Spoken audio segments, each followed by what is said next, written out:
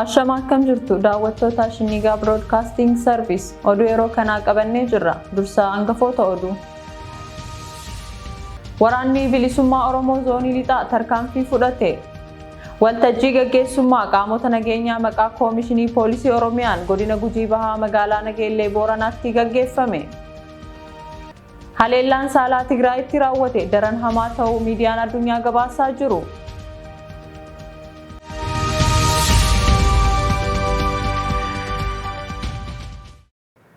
Daawwattoota keenya oduu kan isinitti himu ani Rahmat Siraaji amma oduu bal'inaan. Waraanni bilisummaa Oromoo zoonii lixaa tarkaanfii fudhate. Gabaasa dabalataaf Oliifan Margaa.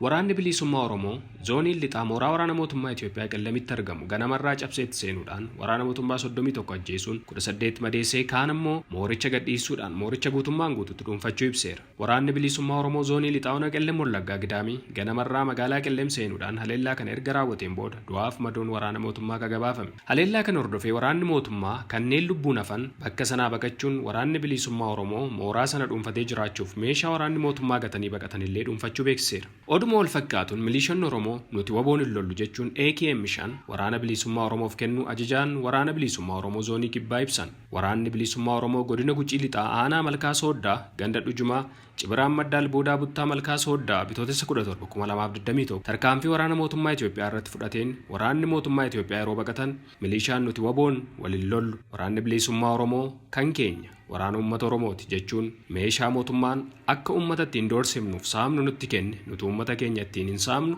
indoorsifnus jechuun AKM5 galii qabsoo uummata Oromootiif oolchuu isaanii ajajaan waraana bilisummaa Oromoo zoonii kibbaa hubachiiseera. Gabaasa dhiyaateef Oliifan Margaa Shinniigaa Broadcasting Service irraa. Dararaan uummata Oromoo irratti gaggeeffamu jabaatee itti fufe godina Wallaggaa lixaa ona Gullisoo Araddaa Maaruu keessatti har'a ganama raayyaan ittisa biyyaa Itoophiyaa obboroodhaan mana jireenya qonnaan bultoota 3 guutumaa guututti barbadeessanii jiru. Manni namoota gubatee mana obbo Isaayyaas Baayisaa Margaa Amansaa fi Taayyee Hundee yeroo ta'u obbo Taayyee Hundeen hiyyeessa jooree maatii isaa bulfatuu fi nama lafa dhuunfaa irratti mana ijaaratee kan jiraatu ta'uu beekamee jira. Tibbana oduma wal fakkaatuun achuma ona Gullisoo ganda Gaalloo guuteetti waraanni mootummaa Itoophiyaa mana obbo Ayyaanaa Ligdii jaarsa umrii dheeraa kan maatii gargaaruu bira hin jirre ilma isaa Abdiisaa Ayyaanaa jedhamu fidi inni waboodha ittiin jechuudhaan Abdiisaa gaafa dhaban manaa fi qabeenya inni mana keessaa qabu irratti gubanii deemanii jiru. Obbo Ayyaanaanis yeroo ammaa bakka jireenyaa dhabuun ijoollee durbaa isaanii heerumanii mana qabatanii jiran bira jiraachuu maddi keenya achii Shinniigaaf himanii jiru. Waltajjii gaggeessummaa qaamota nageenyaa maqaa Koomishinii Poolisii Oromiyaan godina Gujii Bahaa magaalaa Nageellee Booranaatti gaggeeffame. Waltajjii gaggeessummaa qaamolee nageenyaa kana irrattis qabxiileen mariif dhiyaachuun irratti dubbatamaa ture. Shanee maaf balleessuu dadhabne madda galii shanee hordofuu fi saaxiluu siivil seekuritii diiguun miilitarii seekuritii bakka buusuu fi opereeshinii keessoo keenyatti gochuun kan jedhu irratti marii bal'aa taasisuu isaanii namni waltajjii sana hirmaachaa ture madda keenya achi jiruuf himee jira. Mootummaan Bilxiginnaa akkuma dhaadataa turetti Oromoo balleessuudhaaf kutatee ka'ee jiraachuu isaaf ragaan waltajjii kana irratti argame ni ifoomsa. Paartiin siyaasaa Abin Arsii Asallatti dorgomtoota dhiyeeffataa jiraachuutu beekame. Paartileen siyaasaa naannoo biraa keessumaa kan naannoo Amaaraa yeroo ammaa Oromiyaa keessa socho'anii siyaasa isaanii barsiifachuuf dorgomuuf qophaa'aa jiraachuun baramee jira. Kanuma hordofuun Arsii Asallatti paartiin siyaasaa Abin kaadhimamtoota dorgommichaaf dhiyeeffachaa jiraachuutu gabaafame. Paartiin Abin tibbuma kana deeggarsa mootummaatiin Oromiyaa keessa socho'ee siyaasa isaa barsiifachaa akka jiru gabaafnee turuun keenya ni yaadatama. Yeroo paartileen Oromoo kanneen akka ABO fi KFO mootummaan dhiibamanii filannoo keessaa ala ta'uu isaanii beeksisaa jiran kanatti paartileen siyaasaa naannoo biraa Oromiyaatti duulanii filannoof kaadhimamtoota isaanii dhiyeeffachaa jiru. Haleellaan saalaa Tigraayitti raawwatame daran hamaa ta'uu miidiyaan addunyaa gabaasaa jiru. Gabaasa dabalataaf Oliifan Margaa. Haleellaan saalaa waraana mootummaa Itoophiyaa waraana Eertiraaf milishaa naannoo Amaaraan Tigraay keessatti raawwatame dararri faasisaa ta'uu miidiyaaleen addunyaa wal harkaa fudhanii gabaasaa jiru. Shamarreen ganna 19 dirqiin gudeedamte tokko miidiyaaf akka himtetti umuriin kiyya waggaa 19 yoo ta'u daandii irra soon deemu waraanni tokko natti dhufe. Na qabuuf akka deemu waan bareef baqachuu fayyaale. ta'us hordofee naqabe. Humnaan manatti na fudhatee gale.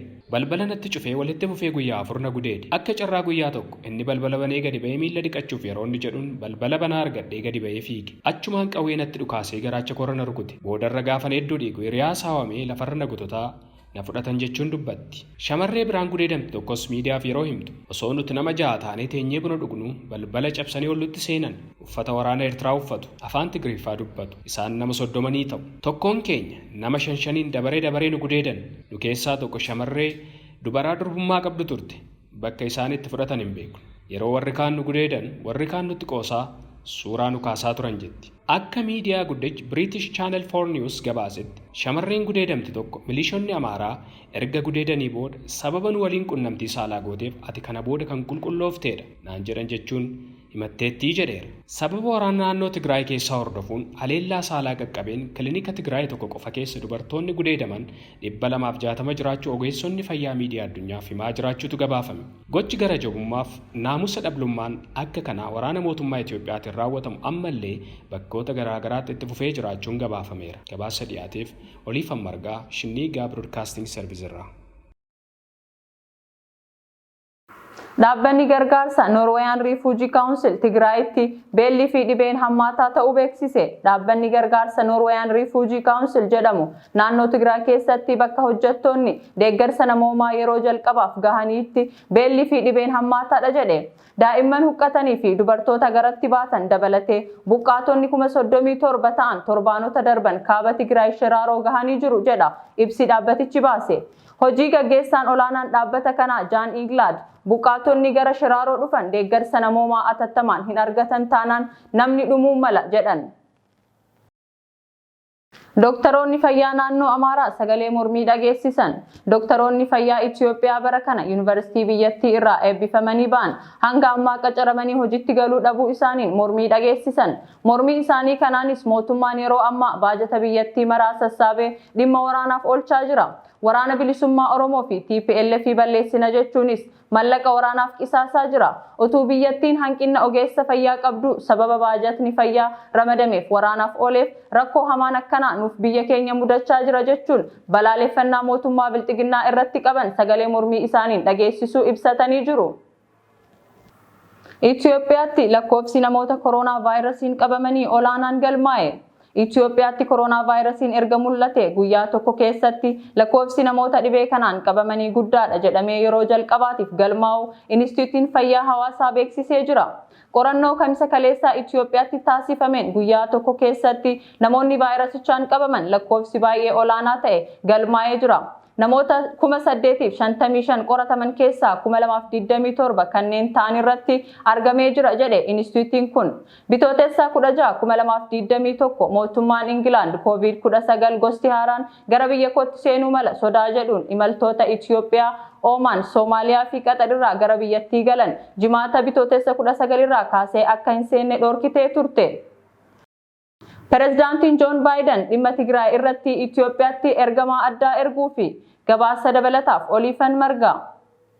Ameerikaan haala naannoo Tigraay akkaan na yaaddesseera jettu laalchisee ergama addaa tokko Itoophiyaatti ergaa akka jirtu beeksiste. Lola kaaba Itoophiyaa naannoo Tigraay keessatti geggeeffamaa jiru hordofee mootummaan Ameerikaa rakkoon namoomaa naannichatti dhalate akka furamuuf sarbamni mirga namoomaa raawwatamaa jiraachuusaaf ragaa qabna jedhan akka dhaabbatuuf waraanni Eertiraaf milishaan Amaaraa naannichaa akka ba'u gaafachaa ture. Kamisa kaleessaa immoo gorsaan nageenya biyyaalessaa White House Jake Sullivan dhimma naannoo Tigraay keessa jiru kana laalchisee Seneetar Christopher Coonsey Itoophiyaatti ergamaa jiraachuu isaanii ibsan. Jake ergaa Tiwiitara gubbaatti maxxansaniin seneetarri warra dimokiraatotaa amanamaan kun gara Itoophiyaa imalaa akka jiraniif gaaffii pireezidaantii Joo Baayiden irraa dhiyaateen ta'uu ibsan. Kaayyoon isaa immoo ministeera muummee Itoophiyaa Abiy Ahmed waliin wal arguun yaaddoo akkaan jabaa rakkoo namoomaaf sarbama mirga namoomaa Tigraay irratti pireezidaantii Baayiden itti jiran dhiyeessuudha jedha ibsi gorsa nageenyaa biyyaalessaa Yuunaayitid Isteet. Yaaddoon pireezidaantii Baayiden haalli naannoo Tigraay keessa jiru kun gaanfa Afrikaa gara tasgabbii dhabuu guutuu ta'etti geessa ka jedhu of keessaa qabaa jedha ibsichi. Ergamaan addaa Baayiden seneetar Christopher Coonsey yaaddoo Baayiden kana mootummaa Itoophiyaaf dhiyeessuun cinatti gamtaa Afrikaa waliin dhimmoota waloo biyyootaa akka nageenyaaf badhaadhinaa irratti ni mari'atu jedhame. Torban darbe ministeerri Ajaalaa Ameerikaa Antooni Bilinken turtii koree dhaabbii dhimmoota ajaalaaf hariiroo idil addunyaa irratti dhimma Tigraay gaafatamanii duguuggaan sanyii ethnic cleansing raawwatamaa jira jedhanii turan. Dubbii kana mootummaan Itoophiyaa jabeessee balaalef himannaa ragaa malee dhiyaateedha jechuunis mormu. Press Secretary White House Jen Psaki torban darbe ibsa miidiyaaleef kenniteen President Biden haala naannoo Tigraay Itoophiyaa keessaa ilaalchisee akka yaaddoo qabu ministeera Ajaalaa waliin ta'uun dhimmicha dhiyeenyaan hordofaa jiru jettee turte. Gabaasa dhiyaateef Oliifan Margaa Shinniigaa Broadcasting Service irraa. Oduu biyya alaatiin Samia Suluhu angoo pirezidaantummaa Taanzaaniyaa har'a fudhatu. Erga pirezidaantiin Taanzaaniyaa du'aan boqotanii booda angoo pirezidaantummaa kan argatan Samia Suluhu Hassan bara 1960 biyya gariin of dandeesse Taanzaaniyaatti maxxantee jirtu Odolaa Zanzibar keessatti dhalatan.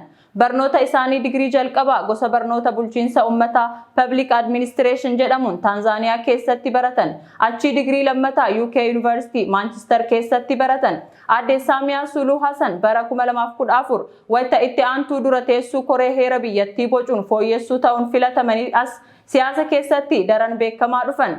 Bara 2015 michuu John Magufuli ta'uun waliin dorgommii itti aantuu pirezidaantii ta'uun filataman. Bara darbe immoo irra deebi'anii filataman. Qondaalli siyaasaa umrii waggaa 61 kun tibba duulana filadhaa gaggeessaa turanitti gareen wallistootaa fi kan isaan dabalan harmee jedhanii akka isaan waaman itti himaa turan.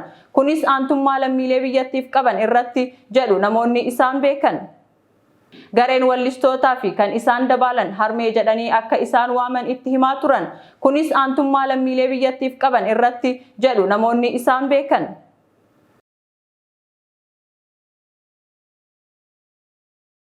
Daawwattoota keenya oduu saatii kanaaf qabanne kan hanga ammaa ture. Qophiilee Shinniigaa waliin turtii gaarii.